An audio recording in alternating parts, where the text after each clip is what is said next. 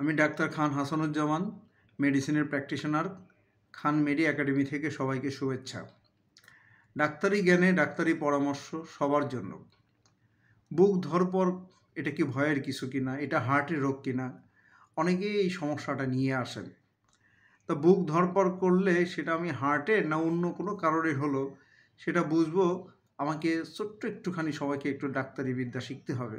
সেটা হলো পালস দেখা শিখতে হবে। এখন এই পালসটা কিভাবে দেখতে হয়? পালসটা এই যে আমি দেখাচ্ছি, এই হলো আমার হাত, হাতের বুড়ো আঙ্গুল বরাবর, এবং হাতের এখানে দেখা যাচ্ছে যে দুটো মাসেলের টেন্ডন, যেটাকে বলি আমরা মাসেলের রগ। এই রগের বাইরের সাইডে বুড়ো আঙ্গুল বরাবর এইখানে যদি তিনটা আঙ্গুলের মাথা যদি আমি এখানে দিই, তাহলে আমি একটা পালসেশন অথবা একটা বিট পাবো হাতে। হাতে মনে হবে যেন কিছু একটা বাড়ি মারছে। এটা হলো পালস। এই পালসটা আমি দুটো জিনিস দেখবো। একটা হচ্ছে যে ঘড়ি ধরে 1 মিনিটে দেখবো এটা কতবার হাতে বাড়ি দেয়, এটাকে বলা হচ্ছে পালসের রেট। আর একটা আসতেছে হচ্ছে যে এই পালসটা নির্দিষ্ট টাইম বরাবর আসে, নাকি ওই যে কখনো তাড়াতাড়ি আসে কখনো দেরিতে আসে, হ্যাঁ, যেটাকে বলা রেগুলার নাকি ইরেগুলার।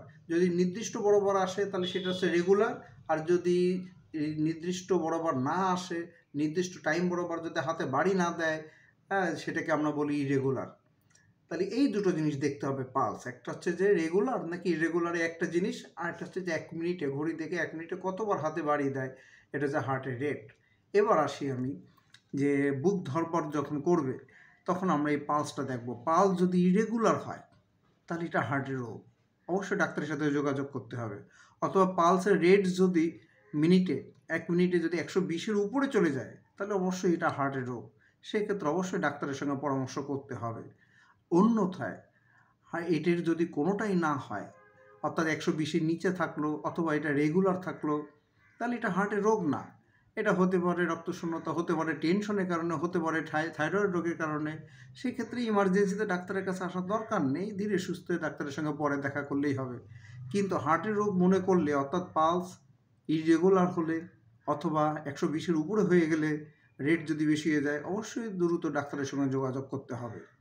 সবাইকে ধন্যবাদ।